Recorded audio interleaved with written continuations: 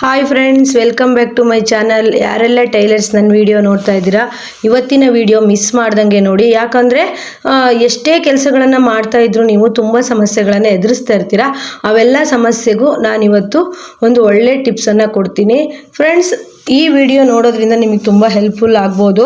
ಹಾಗೆಯೇ ನಾನು ಹಿಂದಿನ ವಿಡಿಯೋದಲ್ಲಿ ಹೇಳಿದಂತಹ ಎಲ್ಲ ರೆಮಿಡೀಸನ್ನು ಮಾಡಿಬಿಟ್ಟು ತುಂಬ ಅನುಕೂಲ ಆಯಿತು ಅಂತ ನಂಗೆ ಈಗಲೂ ಕಮೆಂಟ್ ಫ್ರೆಂಡ್ಸ್. ಇವತ್ತು ಭಾನುವಾರ ಆಗಿರೋದ್ರಿಂದ, ಅಮಾವಾಸ್ಯೆ ಬಂದಿರೋದ್ರಿಂದ ಭಾನುವಾರ ಬೆಳಗ್ಗೆ ನಾನು ಈ ರೀತಿ ಮಿಷನ್ನನ್ನೆಲ್ಲ ಸ್ವಚ್ಛ ಮಾಡಿಬಿಟ್ಟು ಪೂಜೆನ ಮಾಡ್ತಾ ಇದ್ದೀನಿ. ಬೇರೆ ದಿವಸ ಬಂದರೆ ನಾನು ಸಂಜೆ ಪೂಜೆ ಮಾಡ್ತೀನಿ.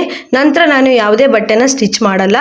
ನಿಮಗೆ ಅನುಕೂಲಕ್ಕೆ ತಕ್ಕಂತೆ ನೀವು ಪೂಜೆನ ಮಾಡ್ಬೋದು. ಯಾಕಂದರೆ ತುಂಬ ಬಟ್ಟೆ ಇರೋವಂಥ ಟೈಲರ್ಸ್ಗಳಿಗೆ ಬೆಳಗ್ಗೆನೇ ಪೂಜೆ ಮಾಡೋದಕ್ಕೆ ಕಷ್ಟ ಆಗುತ್ತೆ. ಹಾಗಿರೋರು ನೀವು ಸಂಜೆನ ಪೂಜೆ ಮಾಡಿ. ಸಂಜೆ ಪೂಜೆ ಮಾಡೋದ್ರಿಂದನೂ ಸಹಿತ ತುಂಬ ಒಳ್ಳೆಯದಿದೆ. ಆದರೆ ಈ ಅಮಾವಾಸ್ಯೆಯಲ್ಲಿ ಮಾತ್ರ ನೀವು ಕೆಲಸ ಮಾಡುವಂತಹ ಮಿಷನ್ ಆಗಿರ್ಬೋದು, ನೀವು ಯೂಸ್ ಮಾಡುವಂಥ ವಾಹನಗಳಾಗಿರ್ಬೋದು, ಪೂಜೆನ ಮಾಡೋದನ್ನು ಮಿಸ್ ಮಾಡಬೇಡಿ. ನಿಮ್ಮ ಹತ್ತಿರದಲ್ಲಿರೋ ಯಾವುದೇ ದೇವಸ್ಥಾನದ ಗಂಧ ಪ್ರಸಾದ ನಿಮಗೆ ಸಿಕ್ಕರೆ, ನೀವು ಕೆಲಸ ಮಾಡುವಂತಹ ಟೈಲರಿಂಗ್ ಮಿಷನ್ ಆಗಿರ್ಬೋದು, ಅಂಗಡಿ ಆಗಿರ್ಬೋದು, ಅಲ್ಲಿ ತಂದುಬಿಟ್ಟು ನೀವು ಹಾಕೋದ್ರಿಂದ ತುಂಬ ಒಳ್ಳೆಯದಾಗುತ್ತೆ ಫ್ರೆಂಡ್ಸ್. ಇದು ನೋಡಿ, ನಿನ್ನೆ ನಮ್ಮ ಕೋಟೆ ಆಂಜನೇಯ ಸ್ವಾಮಿ ದೇವಸ್ಥಾನದಲ್ಲಿ ಕಾರ್ತಿಕ ಆಯಿತು. ಅಲ್ಲಿದು ಕೇಸರಿ ಅಂತ ಇದರಲ್ಲಿ ಎಷ್ಟು ಪವರ್ಫುಲ್ ಇರುತ್ತೆ ಅಂದರೆ, ಇದನ್ನು ನಾನು ಪ್ರತಿ ಶನಿವಾರ ಮಿಷನಿಗೆ ಹಚ್ಚಿಬಿಟ್ಟು ಪೂಜೆ ಮಾಡ್ತೀನಿ. ನಿಮ್ಮ ಹತ್ರ ಈಶ್ವರ ದೇವಸ್ಥಾನ ಆಗಿರ್ಬೋದು, ಯಾವುದಾದ್ರೂ ಅಮ್ಮನ ದೇವಸ್ಥಾನ ಆಗಿರ್ಬೋದು, ಯಾವ ದೇವಸ್ಥಾನ ಆಗಿದ್ರೂ ಪರವಾಗಿಲ್ಲ, ಅಲ್ಲಿ ಸಿಗುವಂಥ ಗಂಧ ಪ್ರಸಾದವನ್ನು ನೀವು ಈ ರೀತಿ ಅಮಾವಾಸ್ಯೆ ದಿವಸ ತಗೊಬಂದು ಹಚ್ಚೋದ್ರಿಂದ ಏನಾದರೂ ಕಣ್ಣು ದೃಷ್ಟಿ ಇದ್ದರೆ ಪರಿಹಾರ ಆಗುತ್ತೆ. ಹಾಗೆ ನೀವು ಹಚ್ಕೊಳ್ಳೋದ್ರಿಂದನೂ ಸಹಿತ ನಿಮಗೆ ಕೆಲಸ ಮಾಡೋದಕ್ಕೆ ತುಂಬ ಇಂಟ್ರೆಸ್ಟ್ ಬರುತ್ತೆ. ಹಾಗೆ ಕೆಲಸಗಳು ಸಹಿತ ಜಾಸ್ತಿ ಬರುತ್ತೆ ಅಂತ ಹೇಳ್ಬೋದು. ಇವತ್ತಿನ ಈ ವಿಡಿಯೋದಲ್ಲಿ ಏನು ಹೇಳ್ತಿದ್ದೀನಿ ಅಂದರೆ, ನೀವು ಅಮಾವಾಸ್ಯೆ ದಿನ ಈ ಕೆಲಸನ ಮಾಡಬೇಡಿ. ಮತ್ತು ಅಮಾವಾಸ್ಯೆ ದಿನ ಈ ಒಂದು ದೀಪವನ್ನು ಹಚ್ಚೋದ್ರಿಂದ, ಇಲ್ಲ ಪ್ರತಿ ಶುಕ್ರವಾರ ನೀವು ಕೆಲಸ ಮಾಡುವಂಥ ಮಿಷನಿಗೆ ಈ ರೀತಿ ಒಂದು ದೀಪವನ್ನು ಹಚ್ಚಿ ಬೆಳಗೋದ್ರಿಂದ ನಿಮಗೆ ಯಾರೆಲ್ಲ ಇನ್ನೂ ಬಟ್ಟೆ ಹೊಲಿಸ್ಕೊಂಡಿರೋ ದುಡ್ಡನ್ನು ಕೊಡದೆ ಸತಾಯಿಸ್ತಿರ್ತಾರೋ, ಬಟ್ಟೆನ ಜಾಸ್ತಿ ಬರ್ತಾ ಇರಲ್ವೋ, ಅವರೆಲ್ಲ ಮಾಡಿದ್ರೆ ನಿಜವಾಗ್ಲೂ ಈ ರೆಮಿಡಿ ವರ್ಕ್ ಆಗುತ್ತೆ. ಯಾಕಂದರೆ ನಾನು ಸಹಿತ ಟ್ರೈ ಮಾಡಿಬಿಟ್ಟು ವರ್ಕ್ ಆಗಿರೋದ್ರಿಂದ ಫ್ರೆಂಡ್ಸ್, ನಾನು ಮನೆಯಲ್ಲಿ ಬಟ್ಟೆ ಹೊಲಿತಾ ಇದ್ರೂ ಸಹಿತ ನನಗೆ ಬೇಕಾದಷ್ಟು ಬಟ್ಟೆಗಳು ಬರ್ತವೆ. ಹಾಗಾಗಿ ನಾನು ಯಾರೆಲ್ಲ ನನ್ನ ವೀಡಿಯೋಸನ್ನು ನೋಡ್ತಾ ಇದ್ದೀರಾ, ನಿಮಗೆ ಈ ವಿಡಿಯೋಸ್ ತುಂಬ ಹೆಲ್ಪ್ ಆಗುತ್ತೆ ಅಂದ್ಕೊತೀನಿ ಫ್ರೆಂಡ್ಸ್. ನೋಡಿ, ನೀವು ಅಮಾವಾಸ್ಯೆ ದಿನ ಈ ಒಂದು ಪೂಜೆನ ಮಾಡಿ. ಹಾಗೆ ಪ್ರತಿ ಶುಕ್ರವಾರ ಸಹಿತ ನೀವು ನಾನು ಇವತ್ತು ತೋರಿಸಿರೋಂಥ ದೀಪದ ಆರತಿ ಮಾಡಿದ್ದೀನಲ್ಲ, ಅದನ್ನು ಸಹಿತ ಮಾಡ್ಬೋದು. ಹಾಗೆ ನಿಂಬೆ ಹಣ್ಣನ್ನು ನಾನು ಕಟ್ ಮಾಡಿ ಇಟ್ಟು ತೋರಿಸಿದ್ದೀನಿ ಪೂಜೆ ಮಾಡಿ. ಅದನ್ನು ಸಹಿತ ನೀವು ಕೆಲಸ ಮಾಡುವಂಥ ನಿಮ್ಮ ಶಾಪ್ ಎದುರುಗಡೆ ಹೊಸ್ಲು ಇರುತ್ತಲ್ವ, ಅಲ್ಲಿ ಆ ಕಡೆ ಒಂದು ಈ ಕಡೆ ಒಂದು ಹೋಳನ್ನು ಇಡ್ಬೋದು. ನಾನು ಯಾವ ರೀತಿ ಅಂತ ಹೇಳ್ಬಿಟ್ಟು ಈ ವಿಡಿಯೋದಲ್ಲಿ ಹೇಳ್ತೀನಿ ಫ್ರೆಂಡ್ಸ್. ತುಂಬ ಸಮಸ್ಯೆನ ಎದುರಿಸ್ತಾ ಇರ್ತೀರಾ. ಯಾಕಂದರೆ ಕೆಲಸಗಳು ಇದ್ರೂ ಸಹಿತ ಮಾಡೋದಕ್ಕೆ ಇಂಟ್ರೆಸ್ಟ್ ಬರ್ತಾ ಇರಲ್ಲ. ಅದು ಕಣ್ಣು ದೃಷ್ಟಿಯಿಂದ. ಅದಕ್ಕೆ ಹೇಳೋದು ಫ್ರೆಂಡ್ಸ್, ಮನುಷ್ಯನ ಕಣ್ಣು ಬಂಡೆಕಲ್ ಸಹಿತ ಪುಡಿ ಪುಡಿ ಮಾಡುತ್ತೆ ಅನ್ನೋದಕ್ಕೆ ಒಂದು ಗಾದೆ ಮಾತೆ ಇದೆ. ಅದು ನಿಜವಾಗ್ಲೂ ಹೌದು. ನಾವು ಅದೆಲ್ಲ ಇಲ್ಲ ಸುಳ್ಳೆ ಅಂತ ಹೇಳ್ಬೋದು. ನಿಜವಾಗ್ಲೂ ಅದನ್ನು ನಾನು ಅನುಭವಿಸಿ ತುಂಬ ಪ್ರಾಬ್ಲಮ್ಗಳು ಆದಮೇಲೆ ನಾನು ಈ ರೀತಿ ರೆಮಿಡೀಸನ್ನೆಲ್ಲ ಮಾಡ್ತಾ ಇರೋದು. ಅದು ವರ್ಕ್ ಆಗಿದೆ. ಯಾಕಂದರೆ ಫ್ರೆಂಡ್ಸ್, ನನಗೆ ಕೆಲಸ ತುಂಬ ಇರ್ತಿತ್ತು, ಮಾಡೋ ಇಂಟ್ರೆಸ್ಟು ಇರ್ತಿತ್ತು, ಆದರೆ ನನಗೆ ತುಂಬ ಹುಷಾರು ಇರ್ತಿರ್ಲಿಲ್ಲ. ಹಾಗೆ ಇಂಟ್ರೆಸ್ಟ್ ಬರ್ತಿರಲಿಲ್ಲ. ಮಿಷನ್ ಮೇಲೆ ಕುತ್ಕೊಂಡ ತಕ್ಷಣ ನನಗೆ ಮಲಗೋಣ ಅನಿಸ್ತಿತ್ತು. ಮಿಷನ್ ಟೇಬಲ್ ಮೇಲೇ ಎಷ್ಟೋ ಸರಿ ನಾನು ಮಲಗಿದ್ದಿದೆ.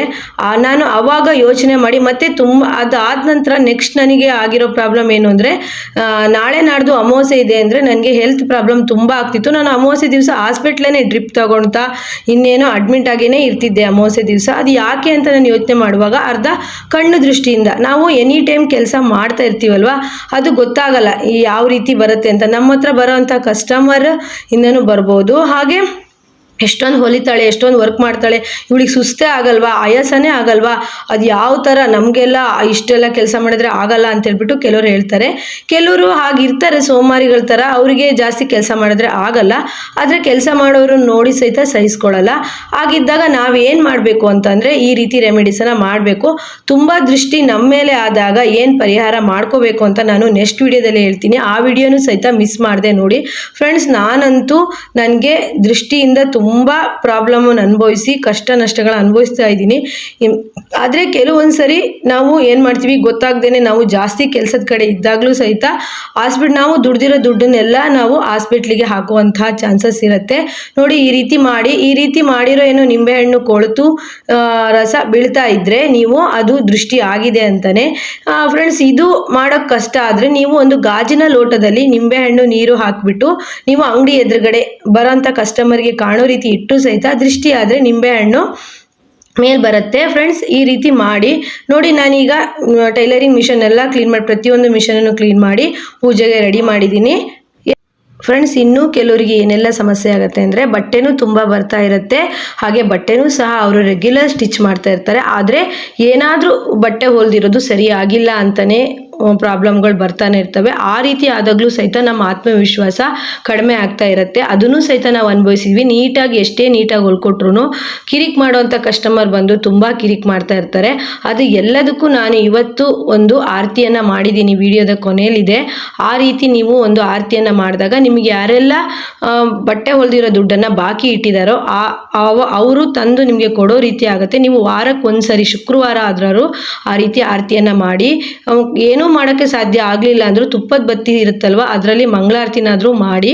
ಆ ರೀತಿ ಮಾಡೋದ್ರಿಂದ ನಿಮ್ಗೆ ಯಾರಾದರೂ ದುಡ್ಡನ್ನು ಕೊಡೋದು ಬಾಕಿ ಇದ್ದರೆ ಅವರೇ ತಂದು ಕೊಟ್ಟೋಗ್ತಾರೆ. ನೋಡಿ, ನಿಂಬೆಹಣ್ಣನ್ನು ಕಟ್ ಮಾಡಿಬಿಟ್ಟು ಮಿಷನಿಗೆ ಸುಳಿದ್ಬಿಟ್ಟು ಆ ಕಡೆ ಒಂದು ಈ ಕಡೆ ಒಂದು ನಿಂಬೆಹಣ್ಣನ್ನು ನಾನು ಮಿಷನ್ ಹತ್ರನೇ ಇಟ್ಟಿದ್ದೀನಿ. ಯಾಕಂದರೆ ನೀವೇನಾದರೂ ಅಂಗಡಿ ಇದ್ದರೆ ಅಂಗಡಿ ಬಾಗಿಲಲ್ಲಿ ಸಹಿತ ಈ ರೀತಿ ಮಾಡಿ. ಈ ರೀತಿ ನೋಡಿ, ಮಾರ್ವಾಡಿ ಎಲ್ಲ ಅಂಗಡಿಗಳಲ್ಲೂ ಅಮಾವಾಸ್ಯೆ ದಿವಸ ಮಾಡಿರ್ತಾರೆ, ಬೇಕಾದರೆ ನೀವು ನೋಡಿರಿ ಫ್ರೆಂಡ್ಸ್. ಅವರು ಈ ರೀತಿ ಅಮಾವಾಸ್ಯೆ ದಿವಸ ಎಷ್ಟೇ ಅವರು ಬ್ಯುಸಿ ಇರಲಿ, ಕೆಲಸ ಇರಲಿ, ಈ ರೀತಿ ಪೂಜೆಗಳನ್ನು ಮಾಡೇ ಮಾಡ್ತಾರೆ. ಅದಕ್ಕೆ ನಾನು ಹೇಳ್ತೀನಿ ಅಂದರೆ ನಾನು ಸಹಿತ ಇದನ್ನು ಫಾಲೋ ಮಾಡಿ ಈಗ ಒಳ್ಳೇದಾಗಿರೋದಕ್ಕೆ ನಾನು ನಿಮಗೆ ಹೇಳ್ತಾ ಇರೋದು. ಯಾವತ್ತೂ ನಾವು ಫಸ್ಟು ಅದನ್ನು ಫಾಲೋ ಮಾಡಿರಬೇಕು, ಅದರ ಅನುಭವ ನಮಗೆ ಆಗಿರಬೇಕು, ಆಗ ನಾವು ಮತ್ತೊಬ್ಬರಿಗೆ ಹೇಳಬೇಕು ಈ ವಿಷಯ. ಅಂದರೆ ಈ ಪೂಜೆ ಮಾಡಿ ನನಗೆ ಒಳ್ಳೇದಾಗಿದ್ದಕ್ಕೇ ನಾನು ಸಹಿತ ನಿಮ್ಗೆ ಹೇಳೋದು ಫ್ರೆಂಡ್ಸ್. ನಾನು ನೋಡಿ ಪ್ರತಿ ದಿವಸನೂ ವಿಡಿಯೋ ಹಾಕ್ತಿರ್ತೀನಿ, ಪ್ರತಿ ದಿವಸ ಲೈವ್ ಬರ್ತಾ ಇರ್ತೀನಿ.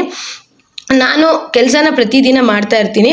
ಕಣ್ಣು ದೃಷ್ಟಿಗೆ ನಾನು ಈ ರೀತಿಯೆಲ್ಲ ಪರಿಹಾರ ಮಾಡ್ಕೊಳ್ಳೋದ್ರಿಂದ ನನ್ನ ಆರೋಗ್ಯನ ನಾನು ಚೆನ್ನಾಗಿ ಇಟ್ಕೊಂಡು ಪ್ರತಿದಿನ ಆ್ಯಕ್ಟಿವ್ ಆಗಿ ಕೆಲಸ ಮಾಡ್ತೀನಿ ಫ್ರೆಂಡ್ಸ್. ನಾವು ಆರೋಗ್ಯವಾಗಿದ್ದರೂ ನಮ್ಮ ಮನೆಯವ್ರದ್ದು ಆರೋಗ್ಯಗಳು ಅಂದರೆ ಮಕ್ಕಳು ಗಂಡ ಈ ರೀತಿ ಆರೋಗ್ಯ ತಪ್ಪಾಗೂ ಸಹಿತ ನಮ್ಮ ಕೆಲಸಕ್ಕೆ ಹೊಡೆತ ಬೀಳ್ತಾ ಇರುತ್ತೆ.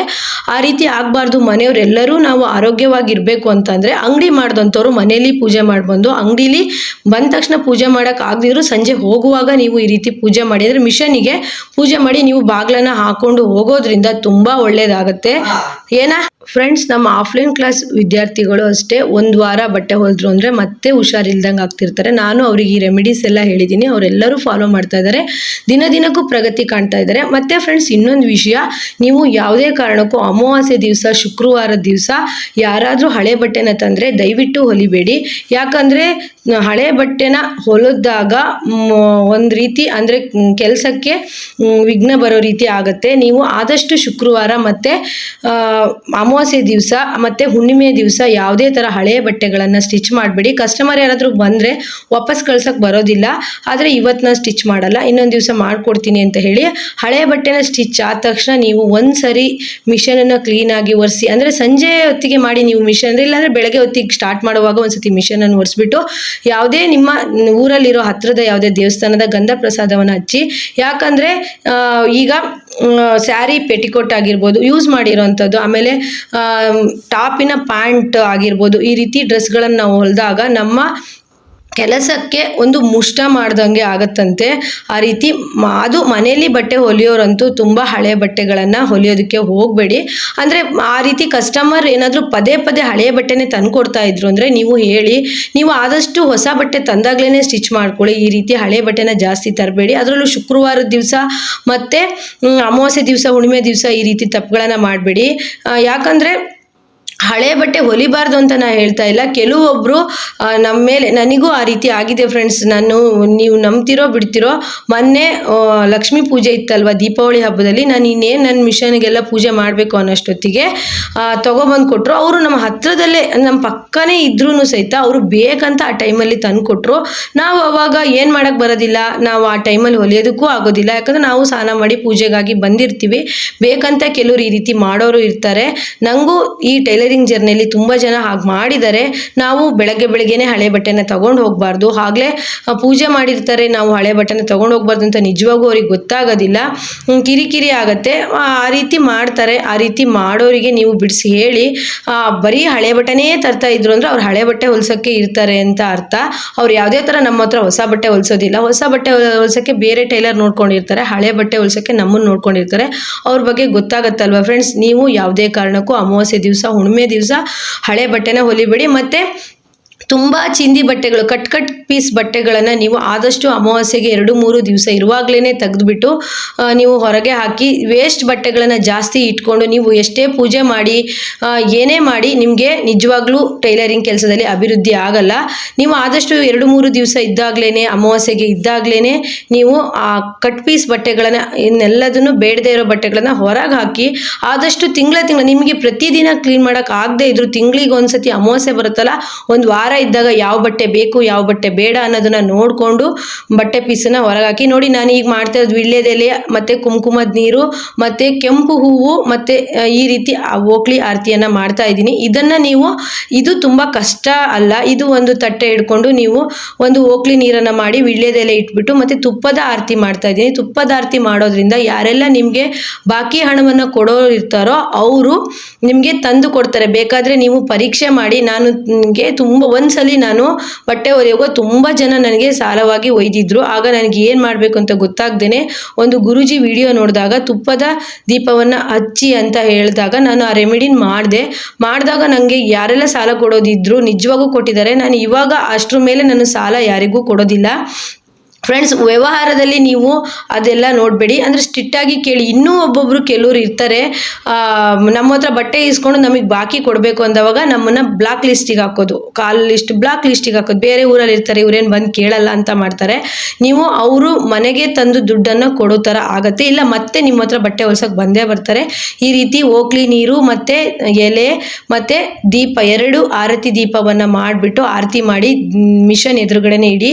ನಾನು ಇವತ್ತೇನು ಬಟ್ಟೆ ಹೊಲಿಯೋದಕ್ಕೆ ಹೋಗಲ್ಲ, ಯಾಕಂದರೆ ನಾನು ಪೂಜೆ ಮಾಡಿರ್ತೀನಲ್ವ ಇವತ್ತು. ಅದಕ್ಕೆ, ಅಂದರೆ ನಾನು ಸಂಜೆ ಪೂಜೆ ಮಾಡ್ತಿದ್ದೆ ಹೆಚ್ಚು ದಿನ. ಇವತ್ತು ಭಾನುವಾರ ಆಗಿರೋದ್ರಿಂದ ನಾನು ಇವಾಗ ಬೆಳಗ್ಗೆನೇ ಪೂಜೆ ಮಾಡಿದ್ದೀನಿ. ನೋಡಿ, ನೀವು ಆ 2 ನಿಂಬೆಹಣ್ಣು ಹೋಳುಗಳನ್ನ ಇಟ್ಟಿದ್ದೀನಲ್ಲ, ಅದನ್ನು ನೀವು ಈ ರೀತಿ ಮಿಷನ್ ಮೇಲೂ ಇಡ್ಬೋದು ಮತ್ತು ನಿಮ್ಮ ಟೈಲರಿಂಗ್ ಶಾಪ್ ಬಾಗಿಲಿರುತ್ತಲ್ಲ ಅಲ್ಲೂ ಇಡ್ಬೋದು.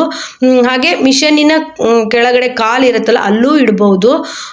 ಮತ್ತು ನೀವು ಯಾವ್ಯಾವ ಮಿಷನಲ್ಲೆಲ್ಲ ಸ್ಟಿಚ್ ಮಾಡ್ತೀರೋ ಅಲ್ಲೂ ಸಹಿತ ಇಡ್ಬೋದು. ಮಿಷನಿಗೆ ಸುಳಿದ್ಬಿಟ್ಟು ಮಾಡಿ ಇಡಿ. ದೃಷ್ಟಿ ಏನೇ ಇದ್ರೂ ನಿವಾರಣೆ ಆಗುತ್ತೆ ನಿಮಗೆ. ಓಕೆ ಫ್ರೆಂಡ್ಸ್, ಇಷ್ಟು ರೆಮಿಡೀಸು ನಿಮಗೋಸ್ಕರ ಇವತ್ತು. ಈ ವಿಡಿಯೋ ಇಷ್ಟ ಆಗಿದ್ರೆ ಲೈಕ್, ಶೇರ್, ಕಮೆಂಟ್ ಮಾಡಿ ಫ್ರೆಂಡ್ಸ್. ಓಕೆ, ಬಾಯ್. ನೆಕ್ಸ್ಟ್ ವಿಡಿಯೋದಲ್ಲಿ ಮತ್ತೆ ಸಿಗೋಣ.